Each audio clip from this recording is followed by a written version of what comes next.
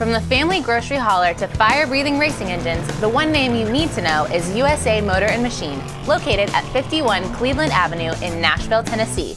Give them a call at 615-726-3725 or at usamotorandmachine.com. Allen Cooper CPAs, located in the heart of East Nashville, offer a wide variety of tax services for individuals and businesses. Contact them at 615-257-0646 and visit their website, allcooper.com, for a full list of services. Coming up next on Pit Pass, has it become NASCAR as the world turns and the IRL has become Peyton Place? We'll talk about that and why. Hey, there's a new long-range plan that's been presented for the fairgrounds, and not a lot of us are going to like it. And yet we've got more news from all around. Daytona's on the way. Highland Rim has special announcements. All that and more coming up next with Larry Woody on Pit Pass. Jeff Meeks and Chris Austin invite you to watch your favorite sports event at the Batter's Box at 43 Hermitage Avenue in Nashville, Tennessee. The Batter's Box offers shuttle service to all Titans home games. It's a great place for friends to gather for the game and after the game. So check out the Batter's Box Bar and Grill, and thanks again for sponsoring the show. Today's show is brought to you by locally owned and operated Highland Rim Speedway. Highland Rim Speedway is celebrating its 50th anniversary this year with great short track door-to-door stock car racing in a safe, family-friendly atmosphere. Visit their website at highlandrim.com. Microcasting for your city, Talkopolis.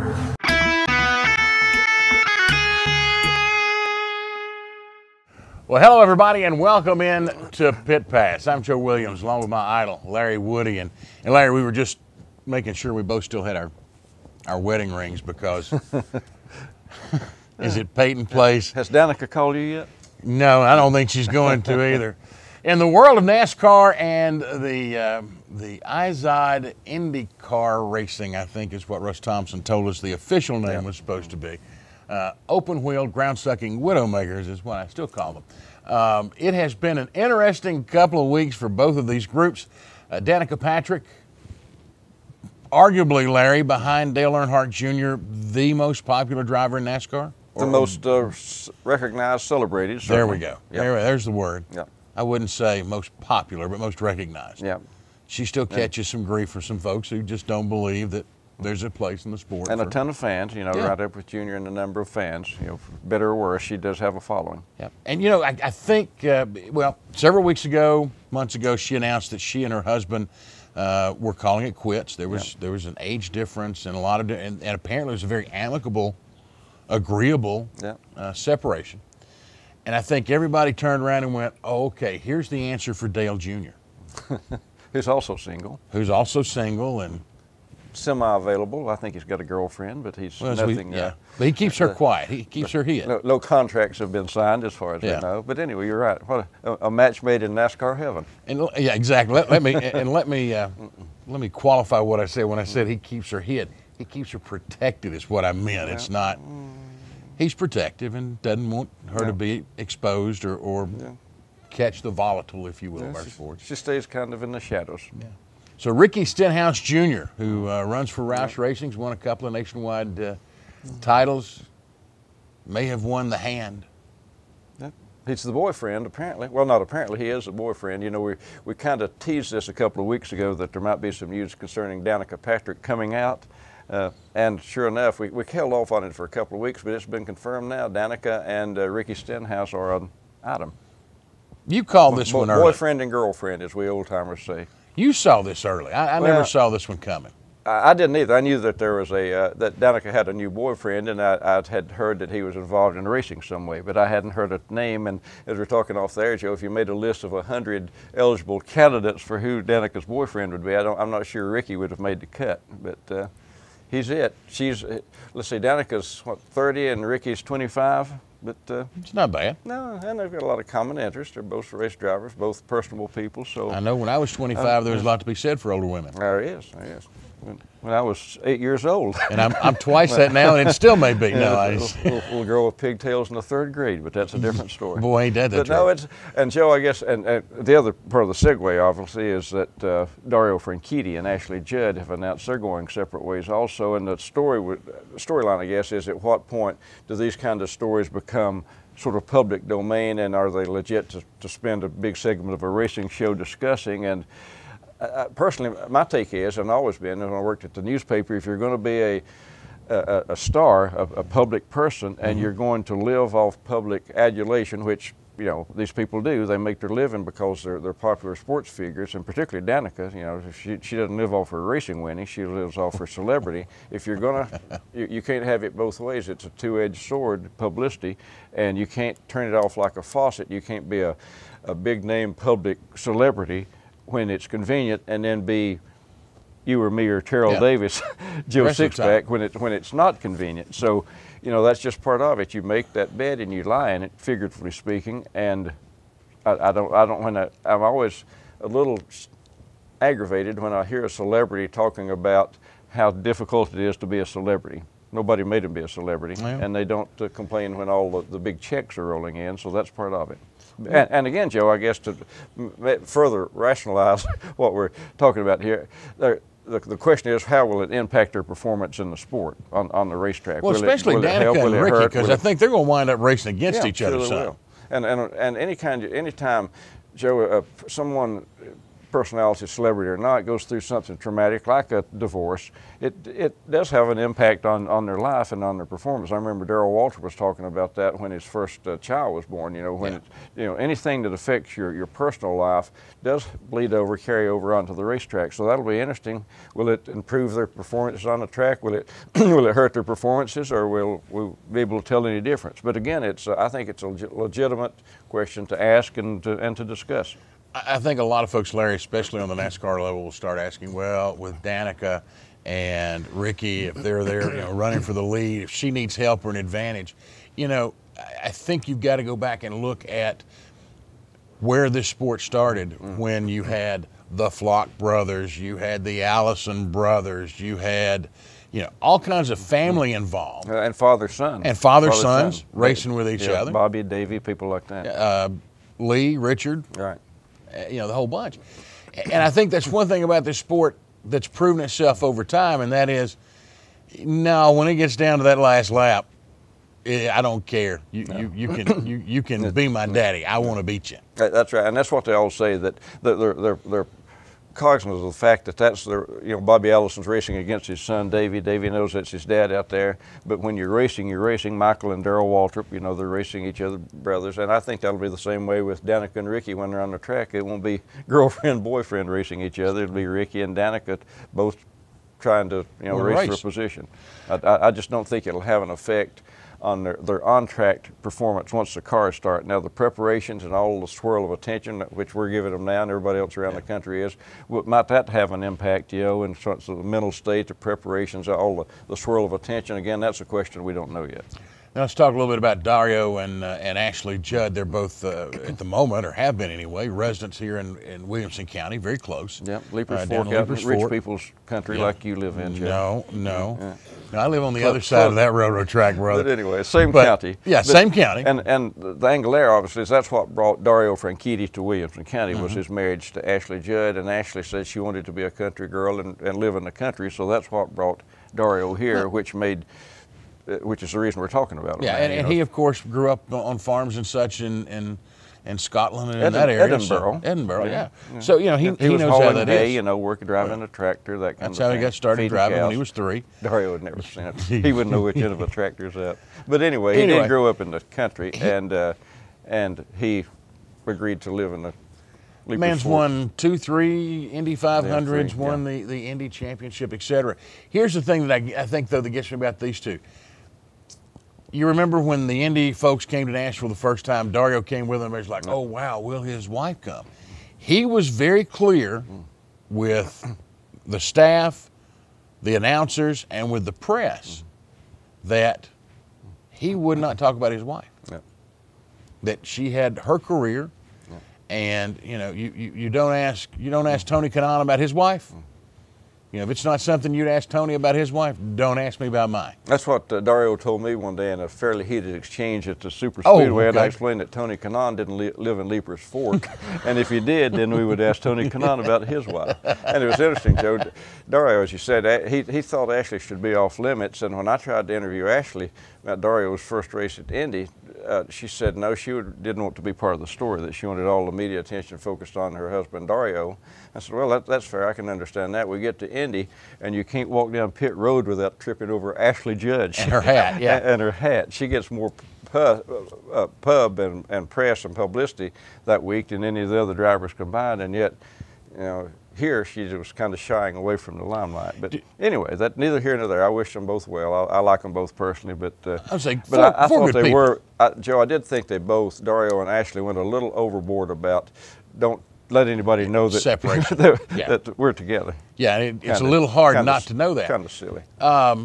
Larry, you think this is just an indication of how intense and pressurized these occupations have become? It could be, and you know, celebrity couples with separate careers. Dario is off at the racetrack, and Ashley's acting and going to Kentucky basketball games. Obviously, you know, I assume, I've never been in those celebrity circles, but you know, for a normal marriage, there are enough strains and, you know, tensions and that kind of thing. You can imagine it's multiplied with, as I say, a celebrity couple that's got so many people pulling them in so many directions, and Dario's got to be on the West Coast one weekend, and Ashley's got to be on the East Coast the other week. It's got to put a lot of strain on a relationship. I wonder too, this comes out pretty quickly after Ashley's discussed maybe running for political office. I just wonder if she told Dario and he looked at her and went, "You're going to run as a Democrat? Are you crazy?" It's still kind of, Senator Judd is still kind of hard to say, isn't it? Yeah, it is.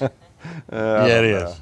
Tell you what's not hard to say, Larry, and that's how good the breakfast is at the Batter's Box over at 43. They have Herman breakfast Gym. there? They do breakfast now. I know you're used to going over in the afternoon and watching a little sports and having a little closing beverage. time was always more. Well, you've grown. You're not holding out that late anymore. Breakfast. But they now do breakfast at the Batter's Box over in Herman Avenue. Go see Chris, all the guys. Tell you what, when we come back, the fairgrounds. What's going on there? Latest news is the latest look at the newest proposal. I'm not sure any of us are going to like it. We'll talk about that when we come back to Pit Pass.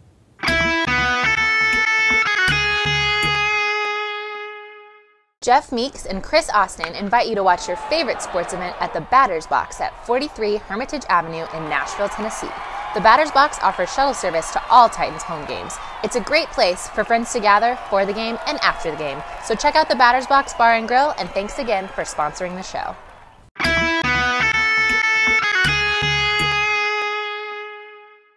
And welcome back, everybody, to Pit Pass. I'm Joe Williams, along with my idol, Larry Woody. Called him that for, well, my idol, Larry Woody. Speaking of how long that's been, Larry, it's about how long we've been working together in one shape, form, fashion, or other at the Nashville Fairgrounds, and a lot of interesting things going on at the fairgrounds. We have seen the mayor, Nashville Mayor Carl Dean, do his very best to kill it.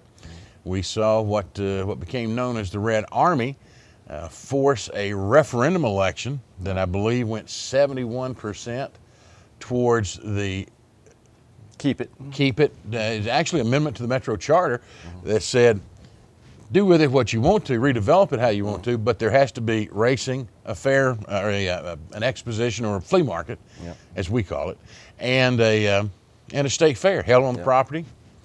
Other than that, you can do whatever you want to. Well, last night, several new options were rolled out as potential, Larry, and none of them included, as far as I could tell, a state fair, a flea market, or a racetrack. But other than that, no, I read the story this morning of the coverage. I think our buddy Terrell Davis was at the meeting also, and apparently it was like the dog that didn't bark. It was the subject of racing really apparently didn't come up. It was sort of the story that wasn't there. And it was kind of puzzling because I thought that was sort of the centerpiece of the whole thing. You know, what do we do with the facility, the fairgrounds facility, the 114 acres, and maintain what we've got there, and maybe expand and do some other things, such as you know, your guest on the show a couple of weeks ago. We're talking about how Project you Nashville could Skyline, keep the racing, the state fair, the flea markets, expo buildings, and that kind of thing, and still build around it and develop it. But apparently that didn't come up. I didn't sit with any of the folks who I'll be honest, and I'm not trying to stir a pot or anything, but I saw one artist rendering that I think is the one that called for an 8-story office building and 839 dwelling units.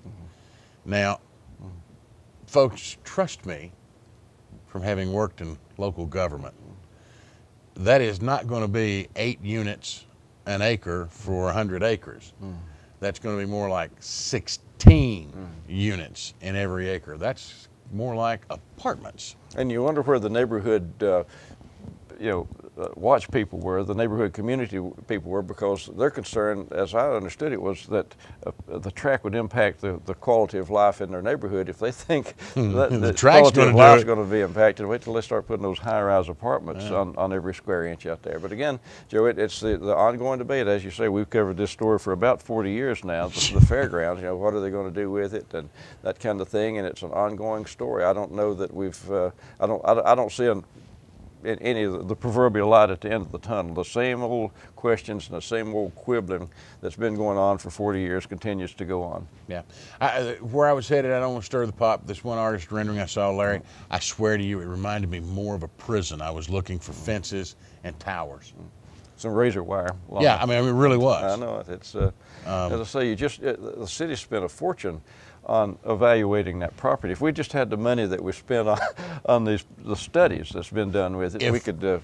If governments would take the money they spend on studies to study the study to study the study to figure out what we need to do, we could do something. Just mind-boggling how much money's been wasted out there on studies and nothing to show for it. You know, if they get commission one of these expensive studies and you have something to show for it, great. But the city has been commissioning studies about what to do with the fairgrounds for 40 years, and nobody still knows what to do with it. Well, here's my editorial comment: they are going to sit there and do a study after study after study until somebody hands them a study that says what they want. Till they get the answer they want. Yeah. It's really, Larry, very simple. It's been that way forever. Bottom line is racing will continue this coming season, 2013, and I think, the way I understand it, Tony Formosa also has an option for 2014.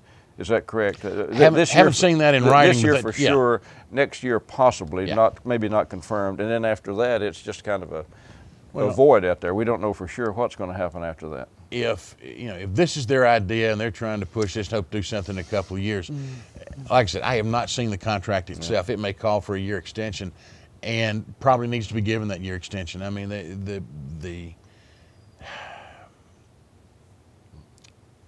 ill will that comes up. I'm going to go ahead and say this. The ill will that comes up when it's time to see who needs to run the place is one of the things that's killing it. Now, it has been several years ago, everybody, and I told them when it happened. The Red Army came out, they saved the fairgrounds, they saved the racetrack, everybody was happy, and I told them before the vote, when you win this tonight, within 2 weeks, you'll be eating each other's young. And guess what happened? Kind of like nobody gets along.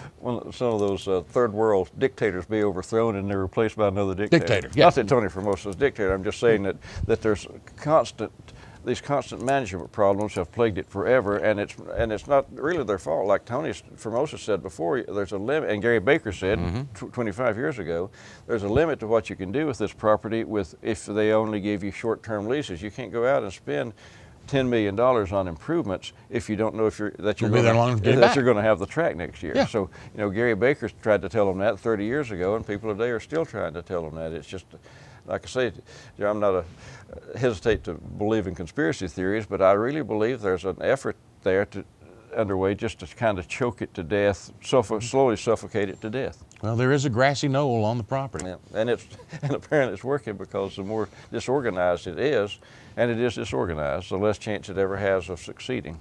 And so I'm just not, I wish I were more positive about the future, but I'm not. I'm just not sure how much longer it can survive. I'm going to scare a few people when I say this, because I know, and Gary Baker would shoot me if he heard me say this, but to an extent, I long for the days of the Mac Smiths, the Ted Vaughns, the Tex Townsends, who had a true passion for the place. For whatever reason, they had a true passion for the place and for seeing it continue. If only we could have gotten them educated. Yeah. And if we could have got those people that you mentioned, Joe and Gary Baker, on the same page, and they could have worked together. If they relented just a little, I think Gary Baker had some great plans, and I think it could survive. And I think, frankly, might even got a cup race at some point. Now, they're taking a lot of improvements, expansion, cooperation by the city with some new roadways in and out. But I really think Gary, at one time, around 84, 85, might have salvaged a cup race for the fairgrounds. And you know what a different, that not just the fairgrounds, that whole area of town would have been transformed. Oh, gosh, yes. For the better. Oh yeah, for the better. And, let me tell you, it was not for a lack of trying. Yeah. No, he did. He gave it his best shot, but there was too much headbutting going on, and it never got done. And frankly, I just don't see much promise of much ever getting done. Yeah. If you're wondering just how much headbutting went on, you can go back on Talkopolis and look at our Christmas and New Year's specials, where we had a couple of long shows with Gary and told some stories, and you'll. He was there. Yeah, he was there, and he'll help you remember. Yeah. He'll help you understand why. Yeah. It was one of those kind of things. It's like getting Sergeant York to tell you about World War I. He was there. Gary was in the trenches. Great movie, by the way. Terrible analogy. Go ahead. No, actually, I was just sitting there. I actually saw the movie the other night. I had to watch it again. It's a great movie. Gary was Sergeant York. Well, he's tall. Yeah. Maybe he can shoot like the president. Who knows? Tell you what, when we come back, we're going to talk a little bit about Highland Rim. That's the other great racetrack here in the area. That's the one that'll be opening the earliest. Matter of fact, Highland Rim opening on April the 13th, I believe. They've got the media day on the 6th, back it up to the first practice on March 29th, which means they're, gracious, 45, 60 days away from getting that first practice in. And also maybe kind of a somber note about one of an old acquaintance. Talk about an old friend of ours that unfortunately is becoming too common, that we wind up talking about them in the past tense. All that and more coming up next on Pit Pass.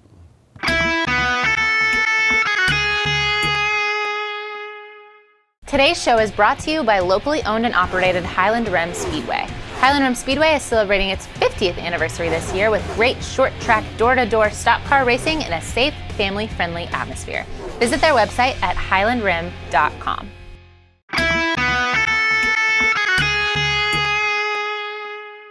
And welcome back, everybody, to Pit Pass. Joe Williams, Larry Woody. Larry, I understand you were kind of motoring around the other day and actually ran past USA Motor Machine over on Cleveland and went, hey, I know those guys. That's right. They've been nice to us over the years. They certainly have. But USA Motor Machine, if you need some engine work on anything from what you're driving to work every day, what we call your daily driver, or something mama's getting the groceries in, or the old soccer mom van, go by and see the guys. They can do it all. At USA Motor Machine. We talked a little bit about fairgrounds. Let's talk about Highland Rim, Larry. They've come out with a bit of a big announcement earlier this week, and I think they've told everybody. We may well be breaking it here, but the Rim. Let's go ahead. Danica Patrick and Dario Franchitti are going to be racing there this year. Larry, you beat me to it. Why do you do that? I mean, I've got the whole press release. I'll take it back. Go ahead. No. But you know, stranger things have happened. But actually what they announced earlier, or about to announce, I should say, told us about earlier, is that the Southern Superstars are coming to the Rim, the traveling series where Mark Day's been the champion I guess 3 of the last 4 years. I know the last couple. Davey Coble drives with the bunch, or several other local guys who will be there. That ought to be a heck of a show. And what really excites me about the Southern Superstars coming in is they will run a race that is a good distance for their cars, and they understand that over 100 laps, caution's got to count. It's an exciting series coming to an exciting track. It doesn't get much better than that. You know, with all the improvements they've done up there, I am really anxious to see Buddy and Roger and Jerry get a full year under their belt, Larry, because they've made the proper improvements in the right places. They made a few changes in their rules package and a couple things here and there, and their theory and their planning is pretty solid. Yeah. And it's going to be an interesting season. As you said, they got a few races in at the end of last year, and gave fans, I think, and the media sort of a taste, and the drivers, competitors, what's coming. And this will be the first full season. I think it'll be fascinating to see how the first full year goes. I feel good about it. I feel optimistic about it. I wouldn't have said that 2 or 3 years ago, but I really haven't worked with some of these people and been around them.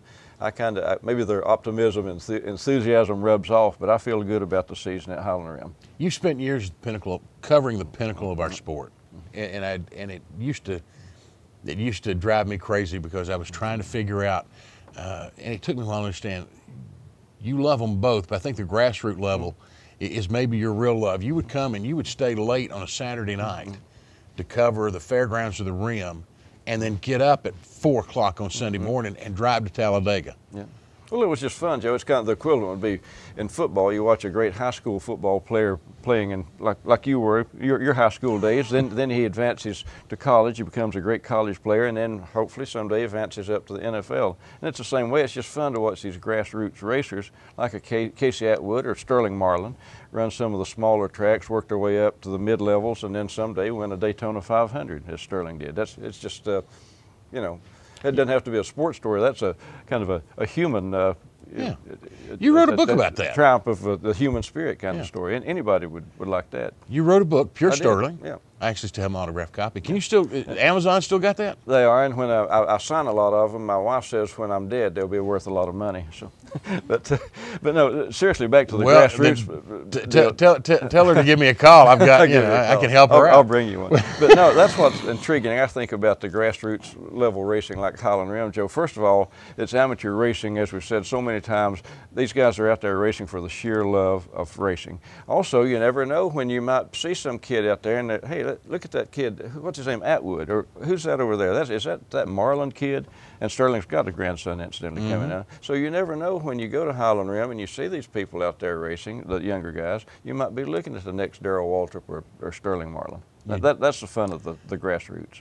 And it used to be more common, you could say that, and now it's you in the old days there was a good chance. Yeah, now you don't necessarily want to see the kids, you want to see the checkbook. Yeah, and nowadays it's sort of a long shot too because they just aren't coming up through the ranks, but you never know. Exactly. You know, NASCAR's got to fill these shoes from somewhere. You know, a lot of the older drivers, Jeff Gordon's 41 for crying out loud. Seemed like he just started yesterday. But these guys, this generation is going to be moving on. They've got to come from somewhere, so why not tracks like the fairgrounds and Highland Rim? And I think this generation, Larry, will will retire earlier than what we've seen in the past. When a Bobby Allison went to, Harry Gant goes to 50, 51. Yeah. Bobby went to 54 and would have kept going. Yeah.